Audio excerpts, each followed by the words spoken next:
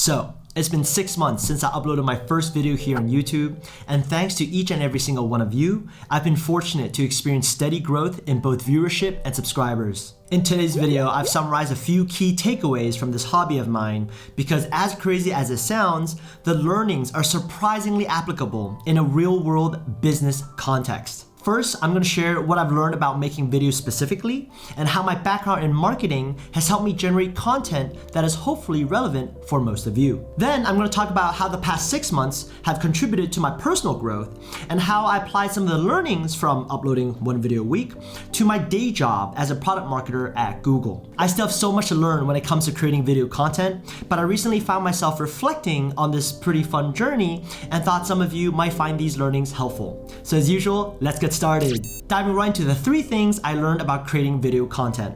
Number 1, know who I'm trying to provide value for. And this is something you hear a lot of the YouTube veterans talk about. When they give advice to new content creators like myself, they'll always say to first know your audience, find your niche, and grow from there. How I interpreted that advice was very simple. Basically, I thought about it like a Venn diagram, and on the left were the things people wanted to hear about, and on the right were the things I could actually speak to. And for me, that overlap was a tiny sliver on the topics of interviews, career, and business. So even before I made my first video, I tried to figure out that user insight. Who would benefit the most from the topics I'm somewhat qualified to talk about, and why are they not able to get that content right now?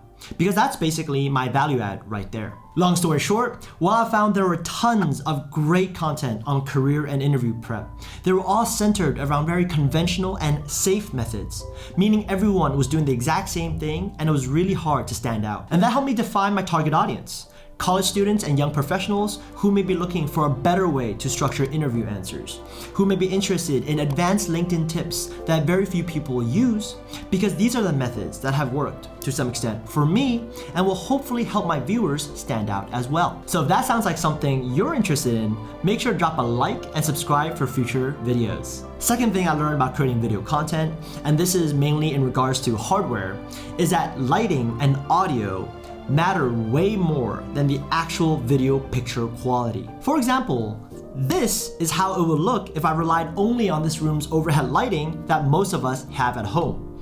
And this look is from a few well-placed and affordable lighting solutions.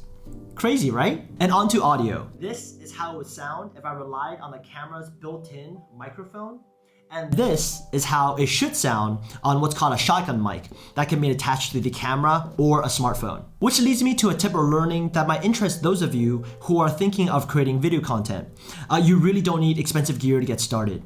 It is actually true that you can make high quality videos with the phone you have, provided that you have decent lighting and audio. Third thing I learned, upload frequency really doesn't matter all that much when it comes to creating videos. Instead, growth comes from the incremental improvements made to each new video. Huge disclaimer, I know nothing about how the algorithm works for any platform. These are just my observations from being a content creator on both YouTube and Red, a Chinese content sharing platform. I bring this point up because there are a lot of videos talking about that perfect upload frequency and whether uploading monthly, weekly, or even daily is better. And obviously, this is something that matters a lot to new content creators. I've done a bit of research and testing around this area, and in summary, I found that the 1 upload a week frequency by itself does not mean faster growth, but rather it comes from improvements I'm forced to make on a weekly basis because I choose to upload once a week. Does that make sense? In other words, because I'm uploading weekly, I get more opportunities to improve my editing skills. Cleaner cuts, cooler animations, nicer B-rolls, and those optimizations are what's causing you, the viewer, to hopefully enjoy my content more, watch for longer, and that sends a signal to the platform saying, okay, Jeff's content is progressively getting better, let's recommend it to more people. I wish I knew about this sooner as well, because I definitely did stress about the upload frequency for my videos and whether I can maintain the high quality content if I had to push out 2 or more videos a week. Let me know down in the comments if you're someone thinking of content creation. Some of you have reached out saying you might start your own podcast or your own channel. I'm not even close to being an expert on this, but I'm happy to try my best to answer any questions. Moving on to the second part of this video. how uploading one video a week for 6 months have contributed to my personal growth, and how those learnings are surprisingly applicable to my day job as a product marketer. First and foremost, I learned how to ruthlessly prioritize. And when I say ruthless, I mean ruthless. This came in the form of number 1, time management, and number 2, being selective when acting upon feedback. Number 1, time management. I really enjoy my job as a product marketer here at Google, and so I made the decision very early on that this video hobby of mine wouldn't cut into my core job. And right now, if I add up the total amount of time I spend on both these activities, it would be around 80 hours a week. Therefore, I really don't have that much time to do other things, and so I had to cut down or take out completely some of the activities I used to do. For example, I used to play computer games after work. I wouldn't say I'm a huge gamer, but I would play Age of Empires, Hearthstone, Dota 2, Dota Underlords, Warcraft: Defense of the Throne, Sekiro, and Halo Remastered, and a few others. But yeah, not a huge gamer. After I started creating videos, I reorganized my timetable and prioritized the things that really mattered to me.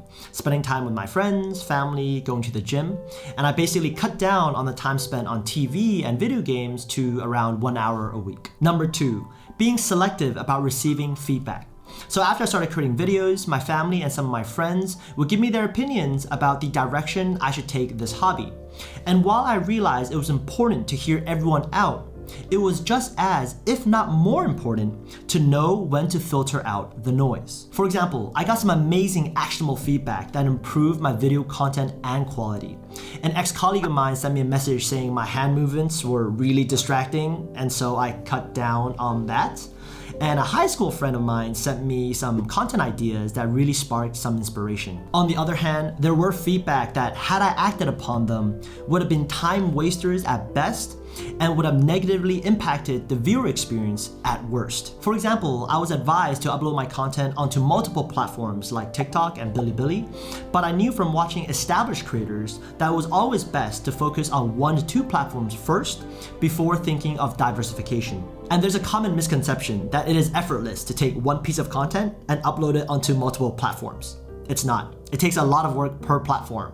It's like saying the same runner would be equally good at 50-meter sprints and long distance running. So the litmus test I go by now is whether the person giving me advice has expertise in that given field. If yes, I'll most likely give it more weight. If not, I'll probably take it with a grain of salt. So you might know by now where I'm going with this. Ruthless prioritization when it comes to time management and knowing which pieces of advice to take obviously come to play in the business context as well. One of the biggest differences I've noticed between marketing and sales is that marketers usually juggle a lot more requests. Different cross-functional teams that we work with all have their own objectives, and they're all hoping to receive some sort of support. Therefore, it is crucial for marketers to identify the areas where the biggest impact can be made and focus the majority of the resources and efforts on those areas. And that often means saying no to a lot of great but not as impactful projects. Similarly, marketers are flooded with different pieces of information, data, reports every day, and it's our job to filter out the noise and determine what data can provide us with the meaningful insights we should act upon. To give an extremely simple example, a 90% product adoption rate by itself means very little. If the benchmark for similar campaigns is 60%, you know you did a great job. But if the benchmark is 95%, you should probably figure out what went wrong. Wow, okay, that was a pretty long, rambly video about my first 6 months on YouTube. But I do hope the lessons I've learned are helpful to some of you. If you have gotten this far, please leave some sort of emoji in the comments below, like a snowman or Christmas tree or something, since it's December, and just so I know how many of you are still watching. I really appreciate each and every single one of you. Every view, every comment I get, positive or negative, serves as motivation for me to continue creating helpful, useful, and somewhat entertaining content for you. So yeah, thank you again, and let me know down in the comments if you have any questions about the topics I covered today. And as usual, have a great one.